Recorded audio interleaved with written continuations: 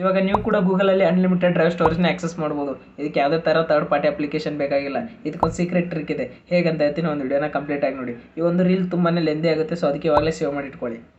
ಮೊದಲನೇದಾಗಿ ಗೂಗಲ್ ಅವರು ಕೇವಲ 15 GB ಸ್ಟೋರೇಜ್ನ ಮಾತ್ರ ಕೊಡ್ತಾರೆ. ಇವಾಗ ಇಲ್ಲಾಂದ್ರೆ ಎಲ್ಲರ ಹತ್ರ 4ರಿಂದ 5 Gmail ಅಕೌಂಟ್ ಇದ್ದೇ ಇರುತ್ತೆ, ಇಲ್ಲಾಂದರೆ ಮಾಡ್ಕೋಬೇಕಾಗುತ್ತೆ. ಸೊ ಈ ಒಂದು 4-5 Gmail ಅಕೌಂಟ್ ಸ್ಟೋರೇಜ್ನ ನೀವು ಒಂದೇ ಡ್ರೈವಲ್ಲಿ ಆಕ್ಸೆಸ್ ಮಾಡ್ಬೋದು.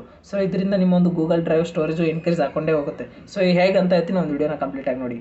ಏನಿಲ್ಲ, ಜಸ್ಟ್ ನಿಮ್ಮೊಂದು ಬೇರೆ ಇಮೇಲ್ ಐಡಿಯಿಂದ ಡ್ರೈವ್ನ ಓಪನ್ ಮಾಡಿ, ಅದಾದಮೇಲೆ ನ್ಯೂ ಫೋಲ್ಡರ್ ಅಂತ ಒಂದು ಆಪ್ಷನ್ ಇರುತ್ತೆ, ಅದ್ಮೇಲೆ ಕ್ಲಿಕ್ ಮಾಡಿ. ಅದಾದಮೇಲೆ ಒಂದು ಫೋಲ್ಡರ್ನ ಕ್ರಿಯೇಟ್ ಮಾಡಿ. ಅದಾದಮೇಲೆ ಶೇರ್ ಅಂತ ಇನ್ನೊಂದು ಆಪ್ಷನ್ ಇರುತ್ತೆ, ಅದ್ಮೇಲೆ ಕ್ಲಿಕ್ ಮಾಡಿ. ಇವಾಗ ನಿಮ್ಮೊಂದು ಪ್ರೈಮರಿ ಇಮೇಲ್ ಐಡಿನ ಹಾಕಬೇಕಾಗುತ್ತೆ.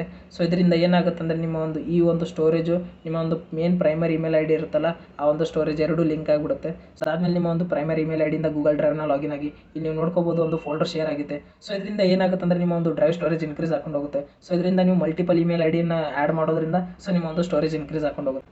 ಸೊ ಒಂದು ವಿಡಿಯೋ ಇಷ್ಟ ಆದರೆ ಲೈಕ್ ಕೊಡಿ, ಮತ್ತು ನಿಮ್ಮ ಫ್ರೆಂಡ್ಸ್ಗೂ ಶೇರ್ ಮಾಡಿ, ಯಾರೆಲ್ಲ ಗೂಗಲ್ ಡ್ರೈವಲ್ಲಿ ಫೋಟೋಸ್ ಮತ್ತು ವೀಡಿಯೋಸ್ನ ಸೇವ್ ಮಾಡ್ತಾರೆ. ಸೊ ಅವ್ರಿಗೂ ಹೆಲ್ಪ್ ಆಗುತ್ತೆ. ಸಿಗೋಣ ನೆಕ್ಸ್ಟ್ ವಿಡಿಯೋಲಿ.